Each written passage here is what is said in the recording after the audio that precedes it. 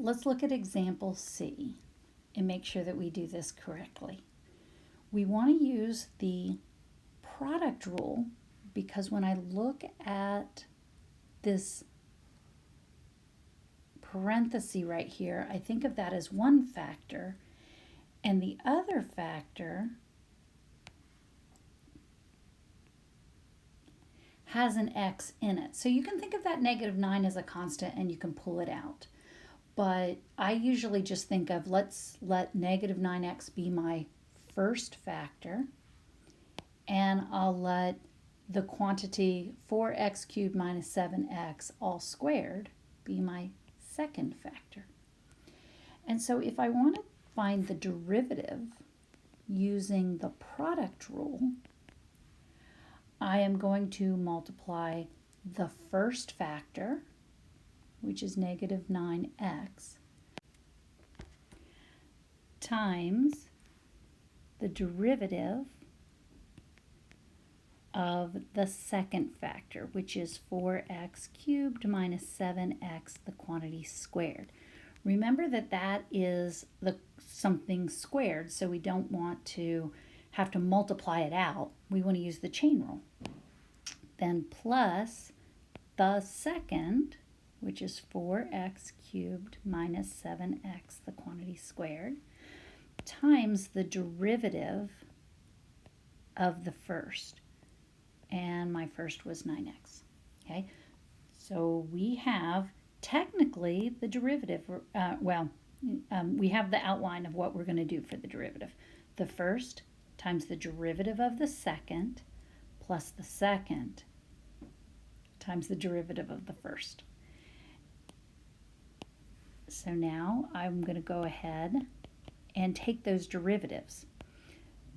Okay, so here's the first. Now if I take the derivative of 4x cubed minus 7x, the quantity squared, remember we're going to use the chain rule. So this 2 is going to come down out in front, and we'll replace the 2 with 2 minus 1, which is a 1. What is inside the parentheses stays exactly the same, and then we'll multiply by the derivative of the inside. So when I do that, I'm going to bring the 2 down, 4x cubed minus 7x to the first power, and then we're going to multiply by the derivative of 4x cubed minus 7x. So that is going to be a 12x squared, bring the power down and subtract 1, minus 7. Then we will have our derivative of -9x is -9 times 4x cubed minus 7x, the quantity squared. Now, when I go to simplify this, what I really want to do is look to see what do they have in common. This term, everything before the plus sign, has a -9 in it, and everything after the -9, this term, also, or after the plus sign, also has a -9 in it. Here in the first term, I have a 1 factor of 4x cubed minus 7x. In the second term, I have 2 factors of 4x cubed minus 7x. So they have one of those factors in common. So I will be able to factor out a -9. Actually, let's do it this way. The -9 and 1 factor of the 4x cubed minus 7x.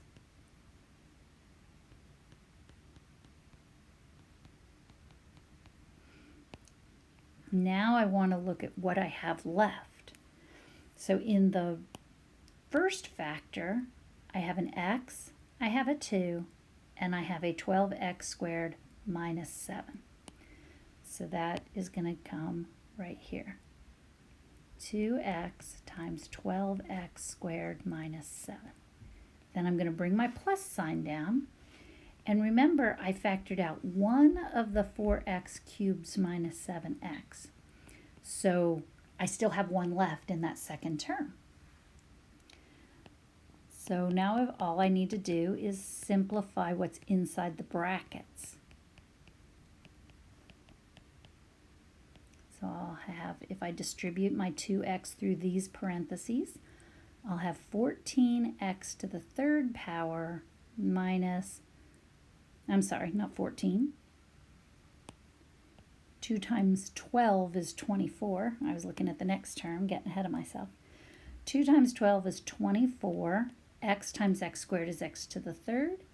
2x minus 7, or I'm sorry, 2x times 7 is 14x. Then I have plus, and I don't need the parentheses anymore because there's a plus sign in front of it. So this would be, the derivative is going to be negative 9 times 4x cubed minus 7x. And if I simplify this, I have 24x cubed plus 4x cubed. So that'll be 28x cubed. And minus 14x minus 7x will be minus 21x. Now, finally, if we want to make this even nicer, because there's nothing wrong with that answer right there. There's really nothing wrong with this answer either. That is the derivative. Once we, even this one, once we take the derivative, that's what we're going to get. But we want to practice this because it does come in handy sometimes to simplify it. So if I look at this in here, I can factor out a 7x, and this would give me 7 times 4 is 28, so that would be 4x squared minus 7. And from here, I can factor out an x. So I have negative 9 times x times 4x squared minus 7 times 7x times 4x squared minus 7. And look what happens. A lot of this stuff goes together. The x's go together, and the 4x squared minus 7's go together. And the 9 times 7 is 63. So I have negative 63 x squared times 4x squared minus 7, the quantity squared. And that is my derivative. That looks pretty cool when it's all simplified. But again, we want to get to that point. If you're not as comfortable with the algebra yet, that's okay. Everybody makes mistakes on algebra. Okay.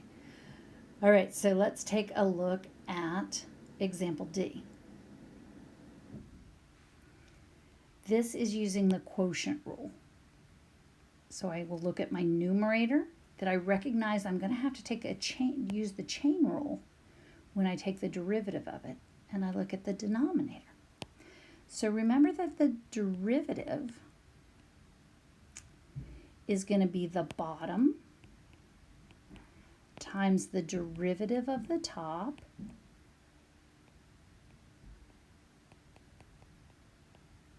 minus the top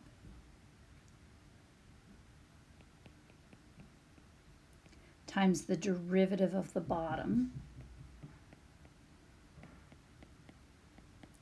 all over the bottom squared. Okay. So now if I want to work this out, my first term will be 12x times, and I want the derivative of this.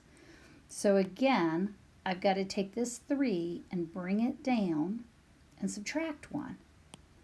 So that will be 3 times 5x minus 1 to the second power times the derivative of the inside, which is 5.